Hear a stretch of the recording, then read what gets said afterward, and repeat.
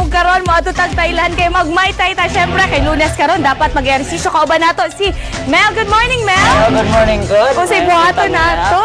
Okay, karon nga kabuntagon magpresenta og usa ka martial arts nga gikan sa Land of Science or mas nailan sa pangalan nga Thailand. Okay, Muay Thai martial arts, self-defense and fitness. Okay, unsa man yung Muay Thai para lang makasabot Ang Muay Thai, we actually call it as boxing of 8 limbs. Okay, we're actually using 8 parts of our body. We have 2 fists, elbows, and 2 knees and the feet. So it's like a combat sports nga naga-mix og kicking and boxing. Yes, yes. So unsay buhaton nato? Okay, so karon nga kabuntagon ko atong ipakita sa atong mga televiewers ang some of the basic movements ng Muay Thai. Okay. Alright?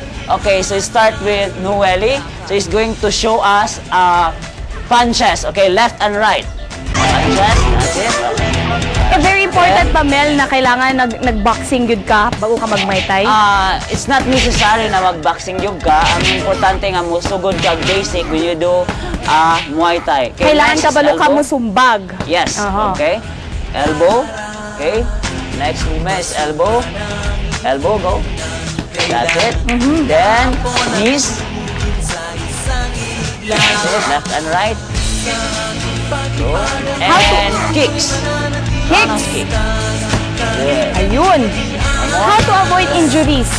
Okay, so mostly para dili magka-injury during sa training, dapat meron kang cardiovascular exercise before the proper movements, and we have the basic. Pinaka-importante sa tanan ang basic. Okay, and of course, you have to listen to the instructor. Tama. Okay, then next, atong ipakita ko ang combination of those basic movements. Okay? And importante, first things first, dapat nag-hand wrap, right? Yes, of course. Kompleto ka dapat o gear. First is nakay hand wrap. It prevents injury sa wrist and knuckles, and gloves. Okay? It's very important. Okay. Okay?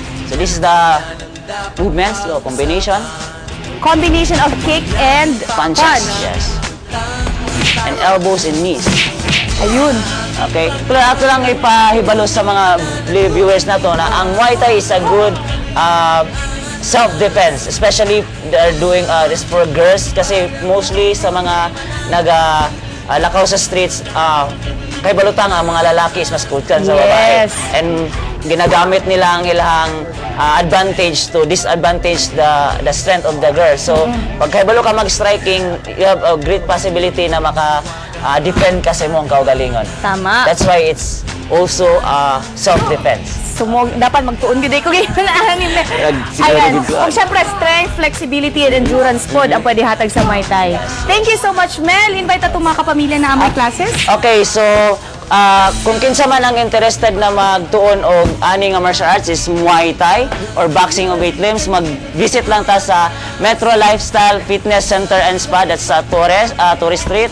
And we have also gym sa Golf View, Planting Bagu Beach, and Sandawa Star Buds. Okay, meron tayong, yun ang mga places wherein pwede kayong mag-enroll ng Muay Thai.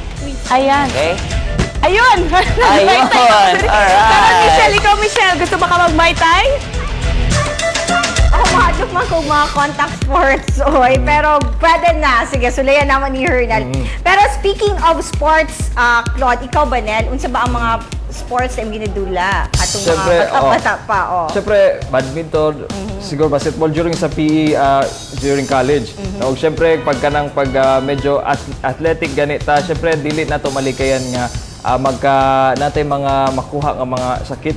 Oo, or kasi di ba ka mga injuries. Pero ang common hilabi na sa mga basketballista, ang bikugan ng inyong mga tiil. Pero unsa ba ang mga paagi para malikayan kini Sayro nato?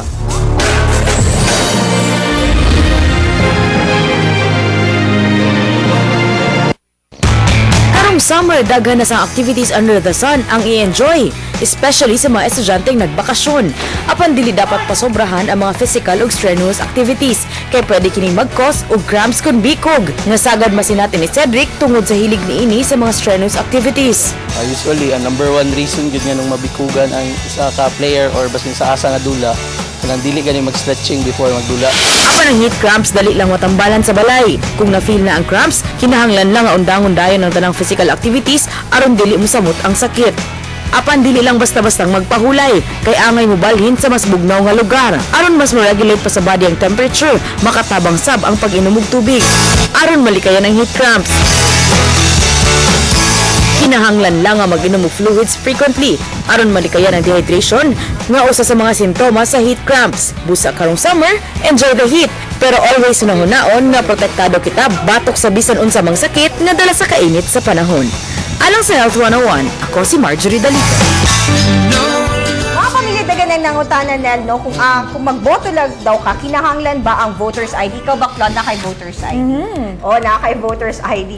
Pero ang uban magudwalay voter's ID, unsa ba di ka-importante kung magboto ka? Actually, ang voter's ID, mas mayon ta kung naa ka para identification na siya panahon na magboto ka. Pero dili siya requirement para ang usa ka botante i-allow na mag-cast sa iyang vote. Kay kung wala man kay COMELEC voters ID, pwede ka mukuha lang og certification gikan sa COMELEC, assurance nga pwede kang makaboto this coming election. Ug ang makakuha lang niini katong mga registrants nga nakuhaan nag-biometrics sama sa photograph, fingerprints ug signature nga na-capture digitally sa COMELEC gamit ang voters registration machine o katong old data capture machine.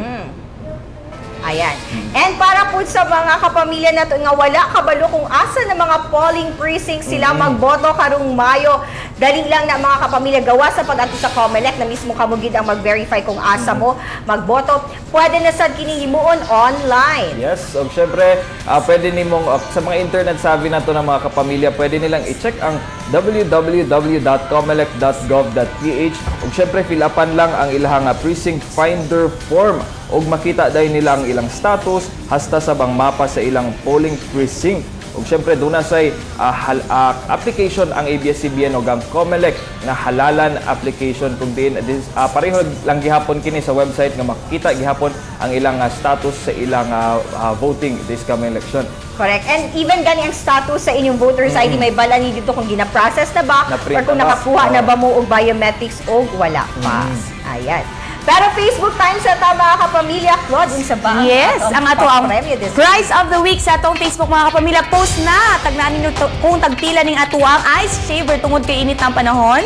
Kailangan nato nino para makay matagalo-halo. Post lang sa fanpage sa May Buntag Mindanao Official. Yan ang sa mga winner this Friday. Ayan. And pasalamatan lang nato ang mga taga-suporta sa May Buntag Mindanao, ang Magsasut namon Claude Everyday, Pink and Gold Blues Facial and Spine kay Dr. Denny Stan, Hairs, Nails, Bodies and Faces at Dream Home Furnitures kay Florence Alejandro Applications, and of course ang Firstgate. Thank you very much. Natural Lifestyle Fitness Center, thank you so much. Preciosos Sparkles Master Clinic, Dr. Ruby Quasito, and Forma Swimming Center, and Labor Waxing Salon. Thank you.